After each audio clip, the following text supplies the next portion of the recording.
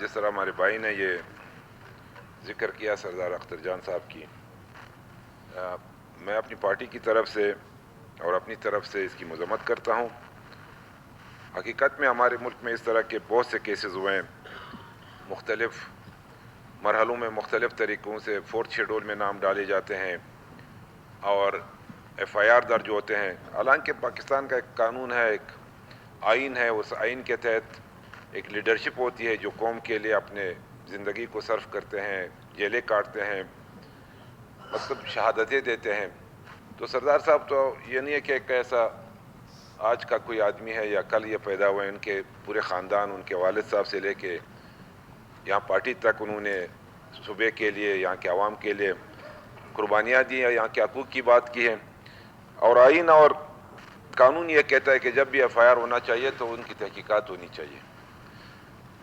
پہلے ان کی تحقیقات ہوتی ہے کہ آیا یہ سچ ہے یا جھوٹ ہے، یا پھر ان کو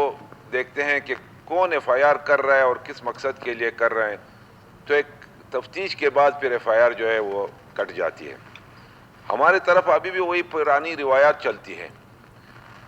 نہ کوئی لیڈرشپ کا خیال رکھتا ہے، نہ کوئی ٹرائبل چیف کا خیال رکھتا ہے۔ میں کہتا ہوں ایک عام ورکر کے خلاف بھی اگر کوئی ایف آئی آر ہو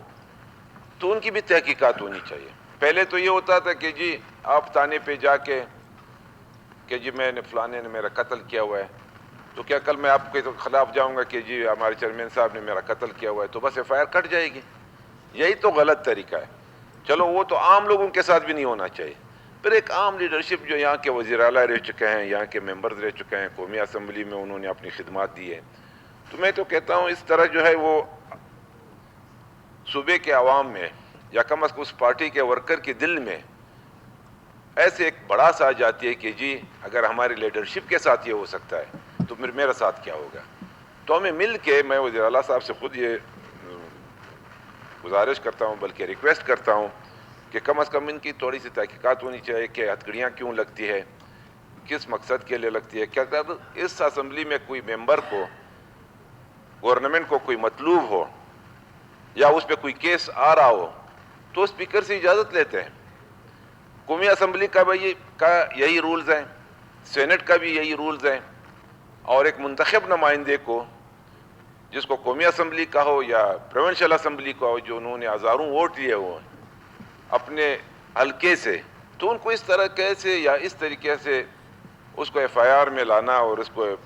نام جو ہے ایف آئی آر میں درج کرنا، ہو سکتا ہے غلطی ہوتی ہے، ہو سکتا ہے کچھ ہو، لیکن اس طرح پھر عوام تک کیا میسج پہنچتا ہے، ایک عام ورکر تک، بلوچستان کے ایک عام آدمی تک کیا آواز پہنچے گی کہ جی فیڈرل کیا کر رہے ہیں ہمارے ساتھ یا گورنمنٹ کیا کر رہی ہے۔ تو میں سمجھتا ہوں کہ ہم تو اس کی مذمت کرتے ہیں اور اس کی تحقیقات ہونی چاہیے۔ ہمارے سی ایم صاحب ماشاءاللہ خود بھی ایک ٹرائبل چیف بھی ہے، پولیٹیکل ان کی کردار بھی ہے، تو ان میں اس پہ خصوصاً اس پہ توجہ دینی چاہیے کہ یہ مسئلہ کیا ہے اور کیوں ہوا ہے۔ تو یہ ہماری پارٹی اور ہم سب ان کے ساتھ ہیں، ہم سب اکٹھے ہیں، ہم پھر کیا ہماری پارٹی تو ہم ساتھ رہے ہیں، ہم نے ایک جدوجہد کی اس صوبے کے لیے نیب سے لے کے آج تک، چاہے وہ نیشنل پارٹی ہے، چاہے وہ جمعیت ہے، مفتی محمود صاحب ہے، چاہے وہ بزنجو صاحب تھے یا سردار عطا اللہ مینگل صاحب تھے، اس صوبے کے لیے ہم نے خدمات دی ہے، یہاں کے حقوق کے لیے ہم لڑیں، سائل وسائل کے لیے لڑیں اور لڑتے رہیں گے۔ تو اس پہ جو ہے کم از کم کچھ تحقیقات ہونی چاہیے اور یہ ایف آئی آر ختم